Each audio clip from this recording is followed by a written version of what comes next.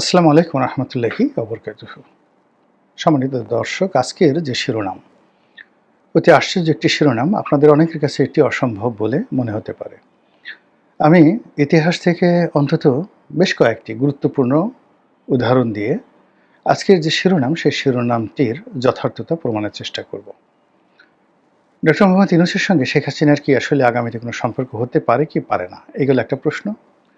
২ নম্বর হলো শেখ হাসিনা বাংলাদেশে আসার জন্য চেষ্টা করছেন, তিনি পারবেন কি পারবেন না, দ্বিতীয় প্রশ্ন। আর তার আসার ক্ষেত্রে বাংলাদেশের তিনি যদি আসতে চান তাহলে কয়েকটার বিষয় ঘটতে হবে। প্রথমত, তার জন্য ভারত ঝুঁকি নেবে, এবং তাকে বাংলাদেশে পুশিং করার জন্য ভারত দরকার হলে ইনসার্জেন্সি চালাবে, সবচেয়ে ডেঞ্জারাস একটি যাকে বলা হয় আশঙ্কা। দ্বিতীয়ত হলো যে বাংলাদেশে যারা শক্তির বলয়ে রয়েছে, আমলাতন্ত্র, তারা তাকে আহ্বান জানাবে। ৩ নম্বর হলো ইরানের মতো একটা বিপ্লব হবে বাংলাদেশে, সমস্ত জনগণ আওয়ামী লীগের নেতৃত্বে শেখ হাসিনার জন্য অপেক্ষা করবে। ৪ নম্বর হলো রাজনৈতিক দলগুলো, বিশেষ করে বিএনপি, জামাত, তারা ঐক্যবদ্ধ হয়ে যে কোনো একটা কারণে শেখ হাসিনাকে আনবে। ৫ নম্বর হলো ডক্টর মোহাম্মদ ইউনূস যে কোনো একটা সময় তিনি মনে করবেন যে শেখ হাসিনাকে বাংলাদেশে আনা উচিত, যেভাবে জিয়াউর রহমান সাহেব মনে করেছিলেন আনা উচিত, এবং সেক্ষেত্রে শেখ হাসিনা বাংলাদেশে চলে আসবেন, সরকার থেকে প্রোটেকশন দেবে। তারপরে কি হবে না না হবে সেটা পরের ব্যাপার। এই বিষয়গুলো যে হতে পারে সেগুলো আপনারা মোরালের সবাই ইতিহাস দেখলেই বুঝতে পারবেন। তো আমি ওই যে একেবারে সর্বশেষ যেটি যে ডক্টর মোহাম্মদ ইউনূসের সঙ্গে তার সম্পর্ক এবং তার ফিরে আসা, এই বিষয়গুলো নিয়ে আলোচনা করব। প্রথমত হলো যে এটা আমরা বিখ্যাত কথা, তোমারে বুঝিবে যে গোকুলে বাড়িছে সে। আপনার ঘরের মধ্যে যে রয়েছে আপনার স্ত্রী, পুত্র, সন্তান থেকে শুরু করে আপনার একান্ত আপনজন, তারাই আপনার শত্রু। আপনি মহাভারতের যুদ্ধের কথা বলেন, ইলিয়াড এবং ওডিসির কথা চিন্তা করেন, আরও যা কিছু চিন্তা করেন, আপনি দেখবেন যে এর সবই ছিল ভাতৃঘাতী এবং আত্মীয় স্বজনের মধ্যে, বন্ধু বান্ধবের মধ্যে ভুল বুঝাবুঝি, শত্রুতার কারণে এরকম বিশ্বযুদ্ধর মতো ঘটনা ঘটেছে। প্রাচীন যুগে তার বিশ্বযুদ্ধ সম্ভব ছিল না, সবচেয়ে প্রলয়ঙ্করী যুদ্ধগুলো তখন সেই সময়টাতে হয়েছে। এই হলো এক।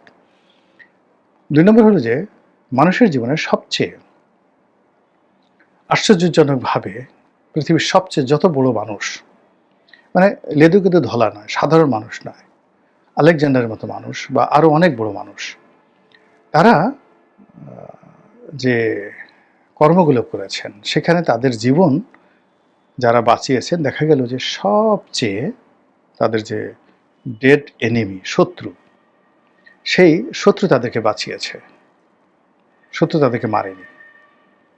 আবার তারা যে বন্ধুত্ব করেছে সারা জীবন, 10 বছর, 15 বছর, 20 বছর যাদের বিরুদ্ধে যুদ্ধ করেছে তাদেরকে তারা বন্ধু বানিয়েছে, সন্ধি করেছে। তো সেই ক্ষেত্রে ডক্টর মোহাম্মদ ইউনূসের সঙ্গে শেখ হাসিনার বন্ধুত্ব হওয়া এটা কোনো বিষয় না। ইতিহাসে এরকম হাজার হাজার ঘটনা ঘটেছে, তার কয়েকটি ঘটনা বলবো। ২ নম্বর হলো যে এখন যদি আপনি বাংলাদেশে ধরেন, এই মুহূর্তে ধরেন, ডক্টর মোহাম্মদ ইউনূস সেফ এক্সিটের কথা চিন্তা করেন, তিনি ক্ষমতা হস্তান্তর করতে চান একটি সুসংবদ্ধ রাজনৈতিক দলের হাতে। আপনার কাছে কি মনে হয় কোন রাজনৈতিক দলটি সবচেয়ে সংখ্যাধিক্য? এখনও তাদের কমান্ড আছে, এখন তাদের নেতা আছে, এখন তাদের নেতার হুকুমে কর্মীরা যাকে বলা হয় রাস্তায় নামে, এবং যিনি প্রধান সেনাপতি, দলের প্রধান, আপনি তারেক রহমান সাহেব, জামাতের আমির জিএম কাদের এবং শেখ হাসিনা, এই চারজনকে আপনি এক পাল্লায় রাখেন, আপনি দেখেন তো কার সাহস বেশি। খালি কোনো রকম বডিগার্ড ছাড়া রাত 12টার সময় এই যে কোনো জায়গাতে যদি যেতে বলা হয়, কে সাহস বলেন, কার সাহস আছে? এই 4 জন লোকের কথা বললাম যে এই 4 জনের প্রতিযোগিতা হলো রাত 12টার সময় সবচেয়ে একটি গোলযোগপূর্ণ এলাকার মধ্যে খালি কোনো রকম বডিগার্ড ছাড়া চলে যাবে। আপনার কাছে মনে হয় কে ফার্স্ট হবে? অথবা ধরেন এখন যদি বলা হয় ডক্টর ইউনূস টেলিফোন করেন শেখ হাসিনাকে আর যাকে বলা হয় তারেক রহমান সাহেবকে, আপনারা দুজন কালকে আসেন, বলেন তো কে আগে আসবে? কার আগে আসার সাহস হবে, শক্তি হবে?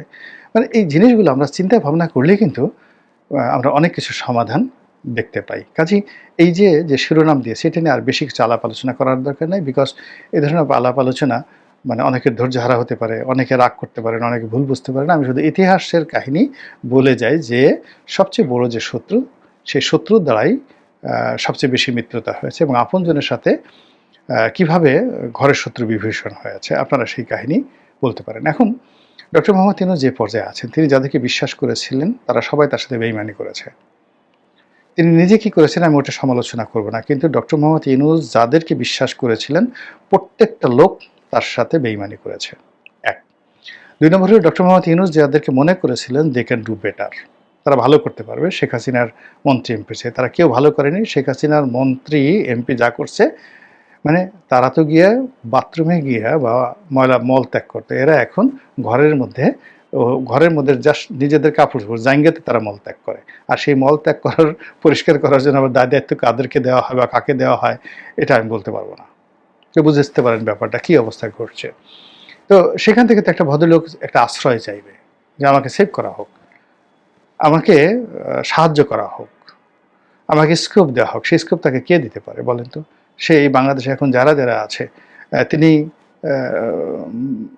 সুপ্র সাহেবকে বিশ্বাস করতে পারছেন? প্রধান বিচারপতিকে বিশ্বাস করতে পারছেন? প্রধান সেনাপতিকে বিশ্বাস করতে পারছেন?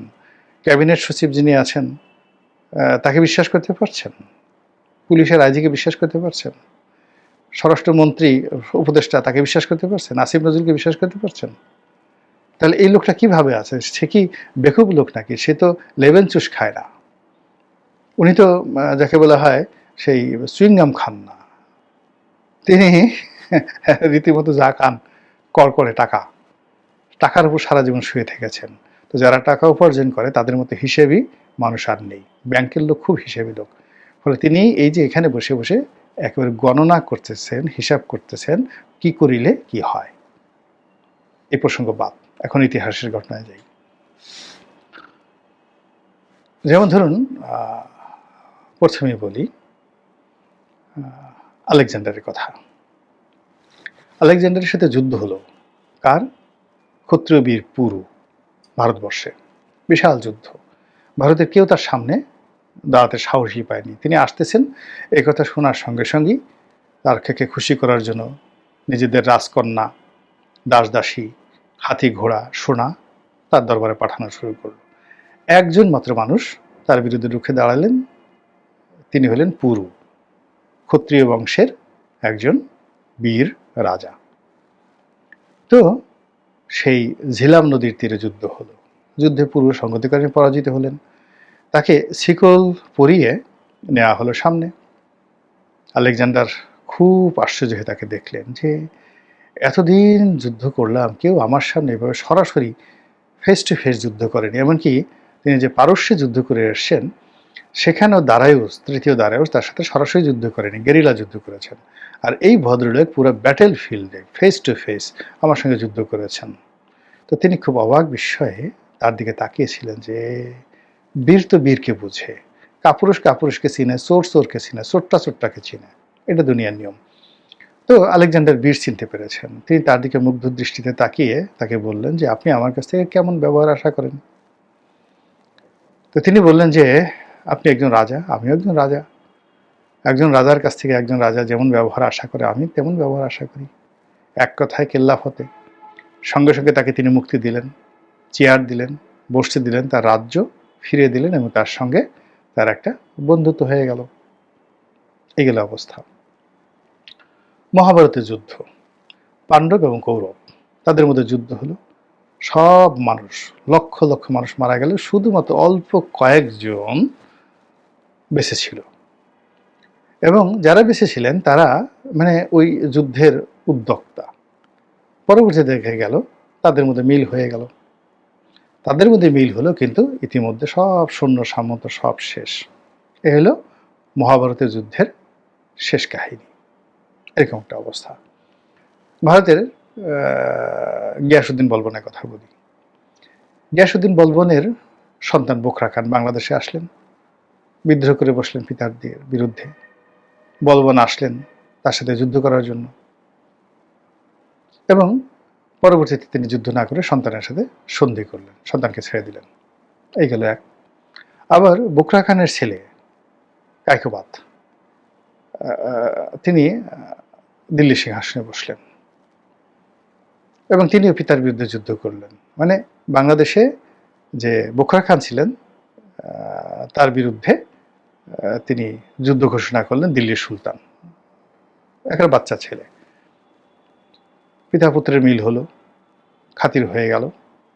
পিতা বুঝলেন যে তার সন্তান বেশি দিন বাঁচবে না, বিকজ সে যে গ্রুপ অফ গ্যাংয়ের মধ্যে পড়েছে একে মেরে ফেলবে। ফলে তিনি দিল্লিতে গেলেন না পুত্রের সাথে, পুত্রকে দোয়া করে দিলেন, যাওয়ার পথেই সে তাকে মেরে ফেলা হলো। আকবরের আর জাহাঙ্গীরের ঘটনা বলি। বিদ্রোহ করলেন জাহাঙ্গীর, যুদ্ধ হলো, বন্দি করে আনা হলো। আবার সেই পুত্রকে তিনি ক্ষমা করে দিয়ে তার হাতে সিংহাসন দিলেন। পরবর্তীতে আবার জাহাঙ্গীরের সমস্ত বিজয়ের পেছনে যে সেনাপতি সবচেয়ে গুরুত্বপূর্ণ ভূমিকা পালন করেছেন তার নাম খানে খানান মোহব্বত, জেনারেল মোহব্বত, সেনাপতি মোহব্বত খান। তো এই মোহব্বত খান একবার এই ঝিলাম নদীর তীরে, পাকিস্তানের ভারতের সবকিছু আসলে ঝিলাম নদীর তীরেই মানে অনেক ঘটনা ঘটেছে। তো সেই ঝিলাম নদীর তীরে তিনি আরাম ফরমাচ্ছিলেন। এই সময়টিতে সেনাপতি মোহব্বত খান তাকে গ্রেপ্তার করে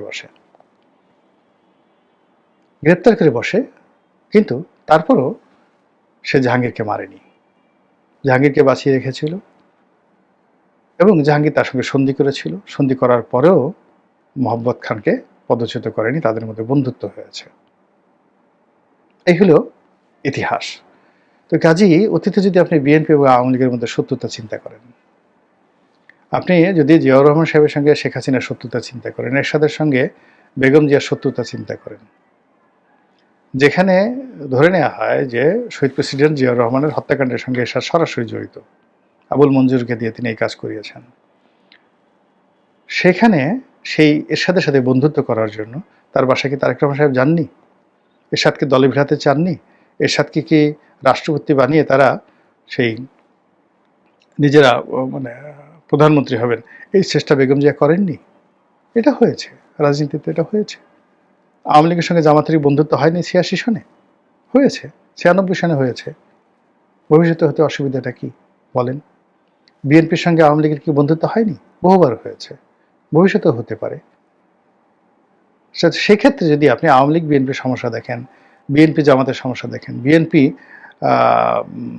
আওয়ামী লীগের সমস্যা দেখেন, আওয়ামী লীগ জামাতের সমস্যা দেখেন, আওয়ামী লীগ জাতীয় পার্টির সমস্যা দেখেন, আর অতীতের যে ঘটনাগুলো বললাম তার সঙ্গে যদি তুলনা করেন, বলেন তো আসিফ নজরুলের সাথে শেখ হাসিনা কি সমস্যা? ফয়জুল করিমের সাথে কি সমস্যা? রেজওয়ানার সাথে শেখ হাসিনার কোনো সমস্যা আছে? কোনো সমস্যা নেই। এই যে শফিক যে প্রেস সচিব, তার সাথে শেখ হাসিনা কি সমস্যা? কোনো সমস্যা নেই। তার সাথে তিনি শেখ হাসিনা তো দূরের কথা, বাহাউদ্দিন নাসিমের সাথে এখন তার ছবি দেখা যাচ্ছে। তারপরে সাকিব আল হাসানের বা ওই মোর্তজার সঙ্গে তার ছবি দেখা যাচ্ছে। তাদের সঙ্গে তো কোনো সমস্যা নেই, সমস্যা ছিল না। শেষের দিকে এসে যে কোনো কারণে হোক আমার সাথে আপনার সাথে অনেকের সাথে তো শেখ হাসিনা বা তার দলের মতদ্বৈততা তৈরি হয়েছে, ছিল। আমরা ক্ষতিগ্রস্ত হয়েছি। ডক্টর মোহাম্মদ ইউনূসও ক্ষতিগ্রস্ত হয়েছেন, নানাভাবে ক্ষতিগ্রস্ত হয়েছেন। কিন্তু ক্ষতিগ্রস্ত হওয়া মানে তো বন্ধুত্ব হবে না বা কোনো কিছু সম্ভব না, এটা তো বলা যায় না। তো কাজেই ইতিহাস উল্টে গিয়ে যদি এখানে চমক সৃষ্টি করার মতো কিছু ঘটনা ঘটে, আর আজকের এই শিরোনামটি যদি